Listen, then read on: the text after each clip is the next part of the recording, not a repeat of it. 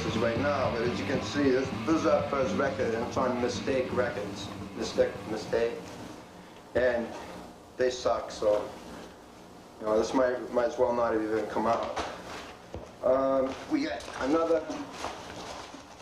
got one song on this. This is Charlie Infection's Welcome to Action Island, 45, and it's got a bunch of bands on it. It's got Cancerous Growth, Stupids, G.G. Allen, Psychospastic Rats, Us, and The Scam.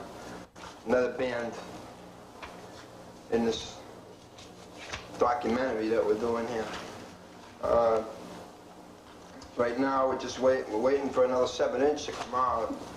We've been waiting and waiting and waiting. It seems hopeless at this point, but we got some other shit. Hopefully we'll go to another label with it. Who thought of the PTL Klub? Who came up with that name? Well, Jim Baker came up with it first. The first guy, yeah. Yeah, and I came up with it second.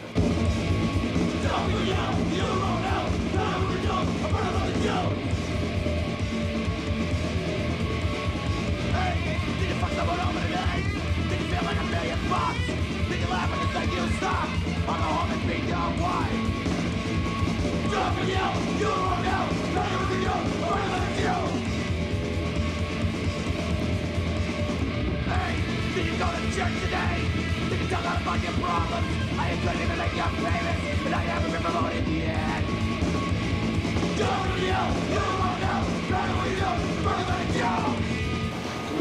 Good name, I suppose, if we could just capitalize on it right now. I'd like to get on another label. Does everybody sit on toilets? I mean, or do you guys all sit on toilets, or what? Well, at least twice a day. Yeah. And read Popular Mechanics and shit like that. One more question, Dr. Death. How did you get your name, Dr. Death? Well, it happened when I was a small child. I was standing on a corner in Winslow, Arizona, just out of sight to sea, when a girl, my lord, in a black Ford slowed down to take a look at me.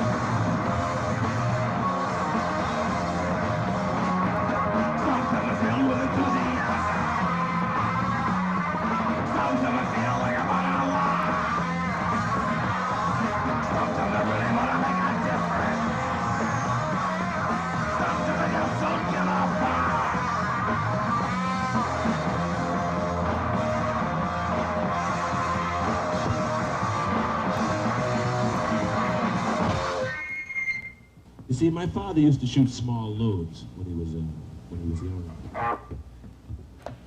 The brain sperm. The brain sperm. That's the brain sperm rolled right down the leg, and of course, with my brother Ron here, the height sperm rolled right down the leg.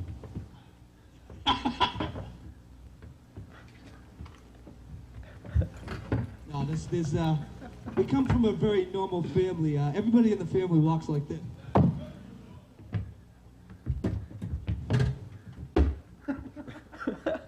I grew up in a family when I was a small boy, we were very poor, very, very poor. In fact, we were so poor we used to borrow money from the Waltons. You know John Boy? Well, we had to call him Mr. Boy. Leave yourself alone. It's a sad story. Would you like to elaborate on this?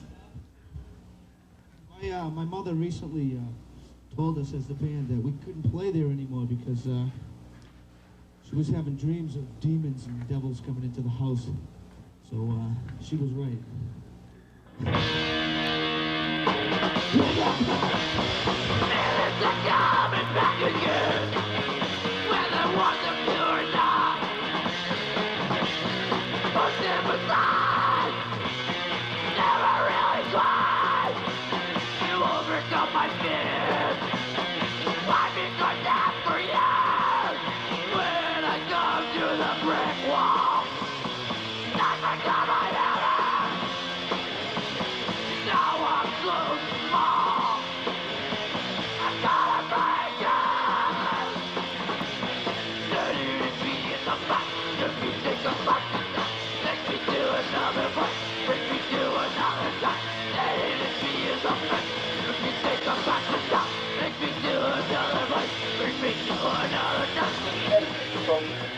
What, this your parents' house, Eric? Yeah, Where were they not? they think so. They leave whenever they start hearing loud noises from the cellar. Releasing the demon in below. Yeah. The demon When from we wake up the devil, they leave. Do they ever entertain company down here? Or? Oh, no, never. They're afraid to come down here now. Ever since we took over. How come your mother let you make such a shithole out of this? Because, I told She loves us. I'd kill her. She loves you? You got In along many good with ways. his mother? Yeah. Are you like all her sons too? I'm their I father. wouldn't go that far, but we get along good with her. So, you write most of the songs? Yeah, all the music. Where do you get all this inspiration from? What do you do? From the smell of a radish. Where do you get all your ideas for your songs? Tommy Buttercakes and Simmons, I used to know him a long time ago. They gave me some, These are people you used to hang out with? No. That's about it. Influential enemies.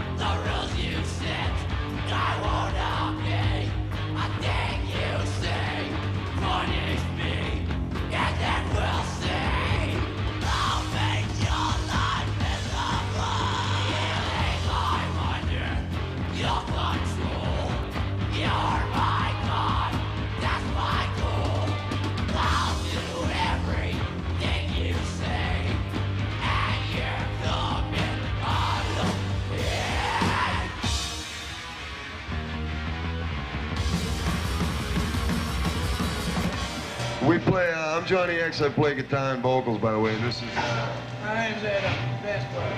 that's, Tommy Fax and I play drums. and now that's all we need is three-piece cycle. And Ed, you joined a band not too long ago. I joined the band about, alright, I better give a date if you don't know when this comes from. I joined the band in March of '86. And I've been progressing ever since, thanks to the influence of this guy right here. You're a pretty spastic bass player. Where does all this organic energy come from? And I've been asked since I was fucking stealing the machine down the street. Where's that baby? Baby. No, man, I don't know what it is. Too much fucking glue when I was younger.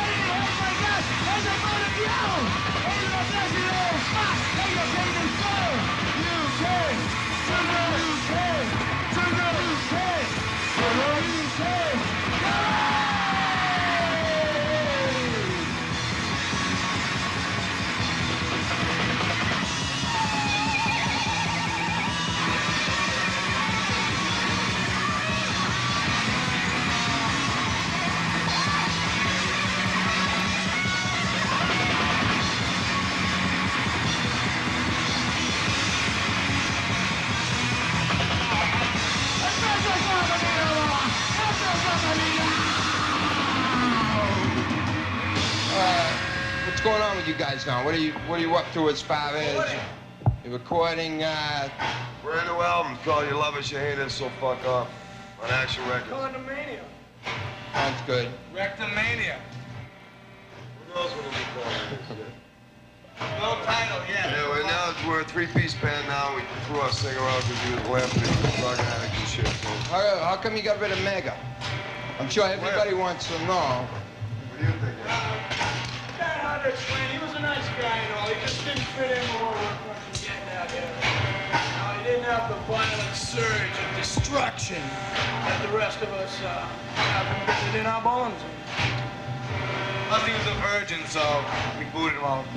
Well, who was that war pig he was always hauling around with? That was his girlfriend. Her name was Paige, man. And we sold her for 89 cents a pound when he left the band. What do you think about TV evangelism, just for help? Charles Bronson rules.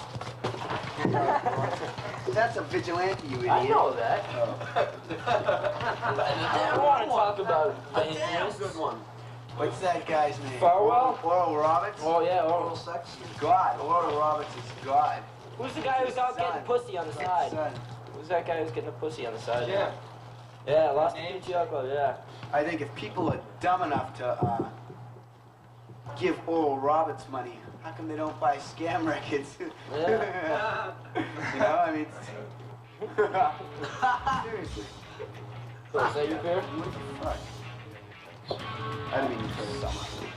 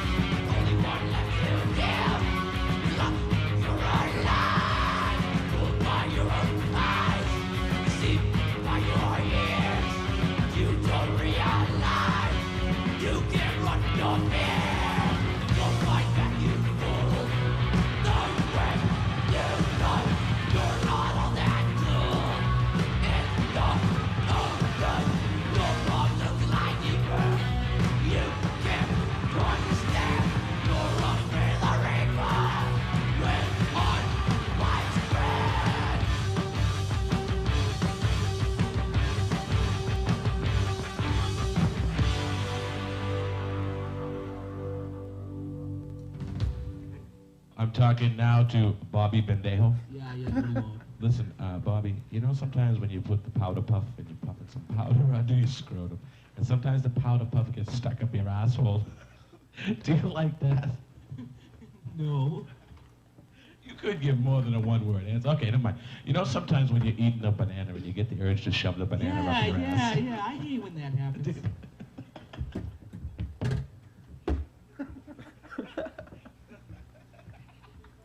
All right. Since everybody's all fucked up here, we've been working on this video thing for 2 days. And we hope you enjoy it. We'd like to tell everybody that we do have a record coming out. It's called Living Death. It'll probably be out by the time you see this. And we have another record label working on a record for us, Death Thrasher out of Connecticut. He's going to be doing a record. It's going to be devoted entirely to Jim and Tammy Baker. Want to say something? I'm going to quit the band now. And Chris just quit. And what about you, Ron? Ronnie, you going to say something here? Yeah. Show me the way to go home. I'm tired and I want to go to bed.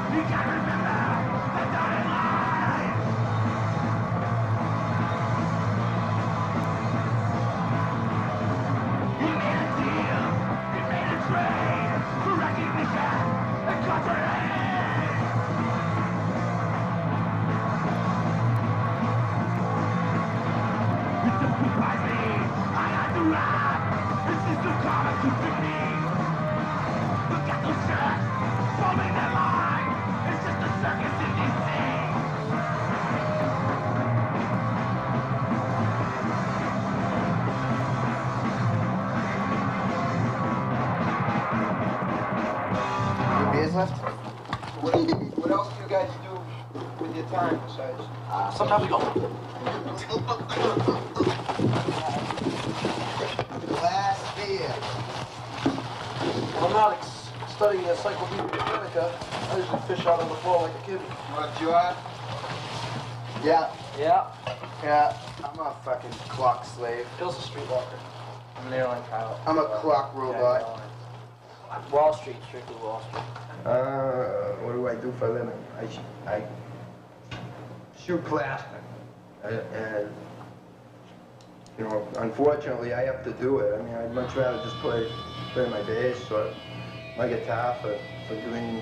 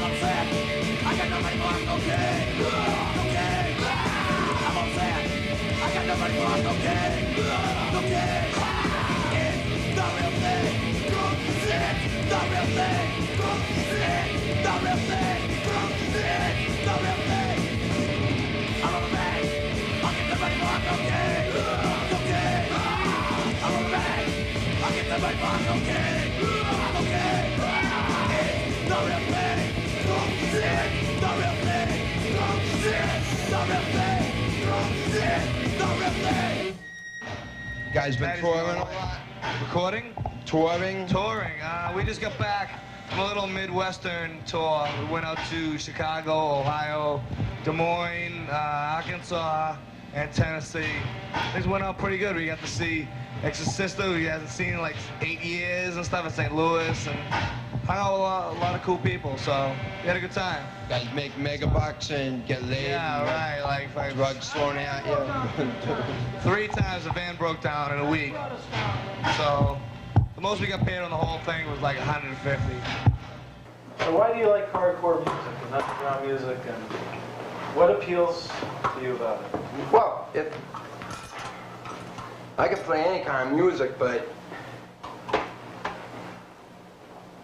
I guess I just got a lot of shit stirred up inside of me, and this is just one way to get it out. You know, I could play loud and fast. I could play in a fucking wedding band or something if I wanted to. But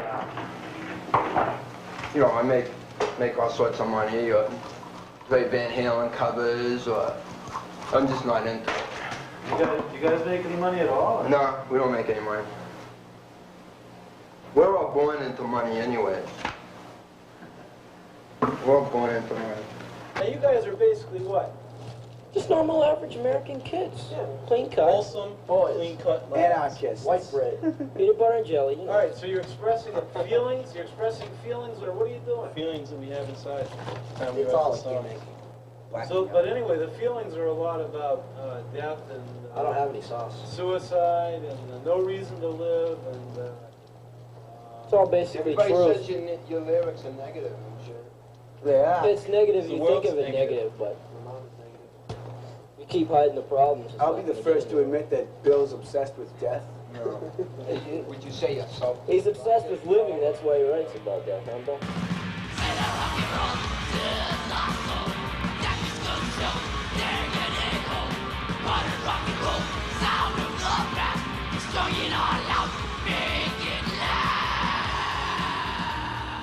But as far as censoring records goes, you know, if they're gonna do it, they're gonna do it. I don't think it's gonna stop people from, you know, if they can make pornographic magazines, they can make, you know, they can put anything on vinyl that they want to. It's ridiculous, anyways. I mean, what kind of music the kid listens to has nothing to do with the whole thing about you know, people reading into lyrics. That, you know, that's what causes all these teenage suicides and shit. I don't think that has anything to do with it.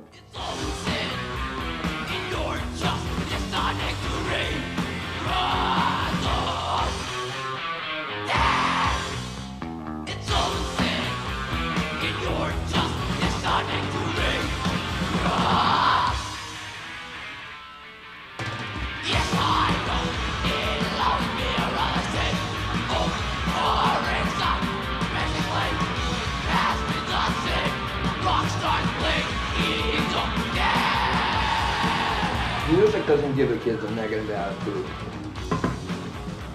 Music is a way for them to express themselves. You know, I think the attitude starts a lot higher up than that. The attitude starts in government, and it just gets, the buck gets passed along. Comes down to that and ends up in the kid's lap. You know, so much pressure is put on them. I just think that eventually, you know, if rock and roll had been invented, if somebody had come up with rock and roll 50 years earlier, hardcore would have come along 50 years earlier too. It's a natural progression. You know, after it's all been done, you gotta look for something else to do. You're just starting to run.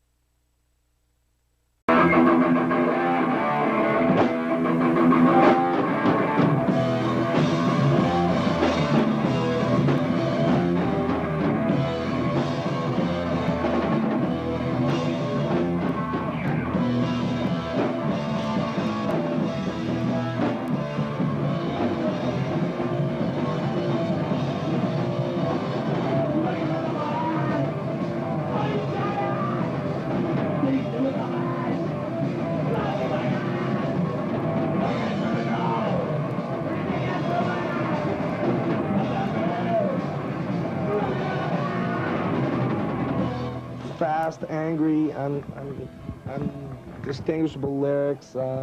Fast, you'll hate it. The beat of the music, the loud music, basic, fast,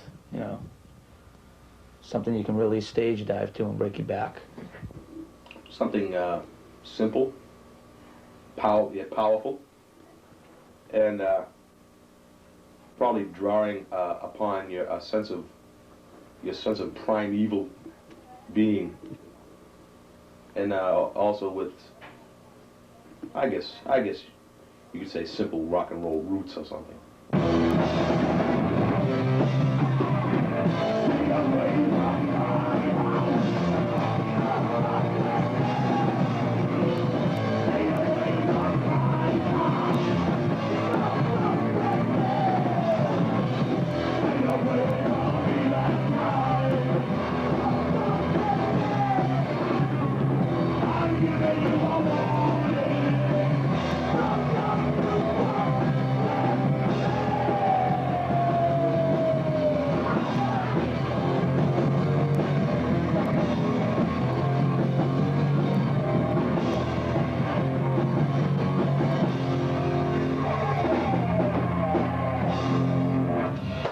Why do you perform hardcore instead of a more popular form of music? Because it's fun.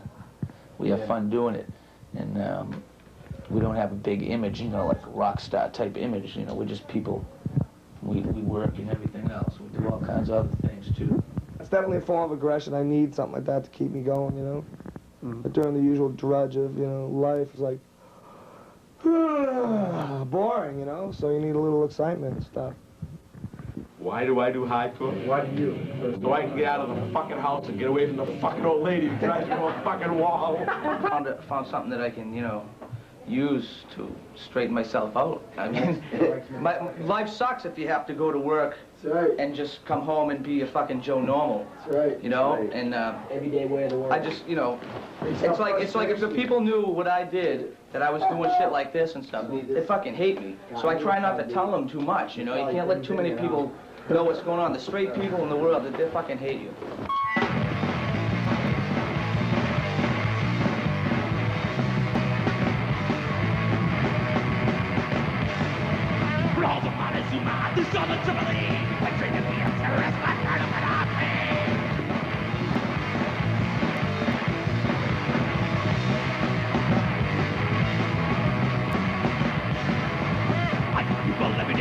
I will stay free. I don't even know that they know me to me.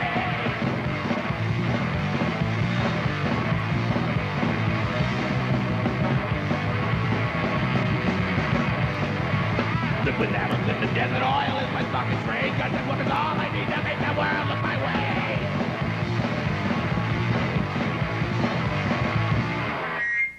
And then there's too many bands out there that don't get enough exposure because the big fucking labels hide them, or people are just too lazy because they're not their friends or whatever to give them exposure. So I started doing comp tapes like BCT. That's where I got the main ideas. And now we moved on to albums, which I think is the ultimate way to promote people's albums. It's the only way. A lot of pressing plants will look at your cover and say no. They'll look at the bands on your album, or if you are in a band, they'll look at, you know, whatever artwork you got, and they'll say no. They won't press it for that reason. Even though it's giving them a lot of money because they pay shit. You know, record pressing plants are the biggest rip-off in the country. They make more money than anything. Just a slab of plastic. And once they cut the first album, everything after that's pure profit. You know, if you sell, you know, 10,000 records, you know, fucking hot shit, you know. You deserve like a $3,500 guarantee, you know. But for someone like the bands I'm in, we've sold, you know, 1,000 of each record, you know. That's it. Like the next album, the Psycho album we're doing, we're definitely going to do hopefully a couple thousand of that. Our album sold 2,000 copies in 3 months. That's considered, we thought that was fucking great. There's companies like CBS or Atlantic or whatever, they send that many promos out in one day. 2,000 promos. Every radio station that plays top 40 will get that album or 45 single. You can't do that. You know, that's why. Right? They can send, you know, a million posters out, help, you know, hold big concert tours, get them on MTV, shit like that. We can't do that. And that's another thing in hardcore is all the magazines that are underground. There's literally thousands of them. They're just, you know, just everyday people want to push, like I said, smaller bands or local scenes or whatever. People always willing to keep hardcore alive.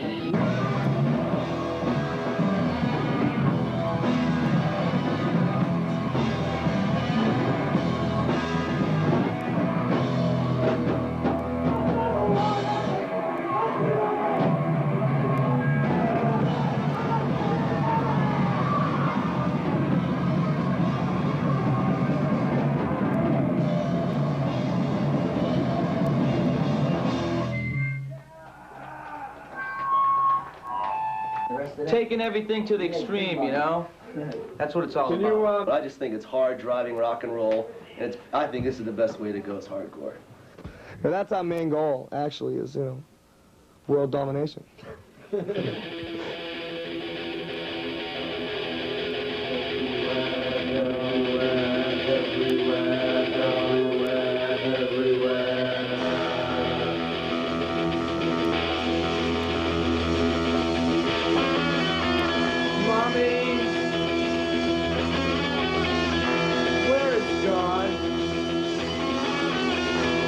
Why, son,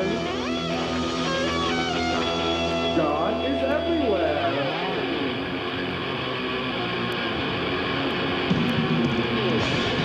God is everywhere. God is everywhere. Make me mad.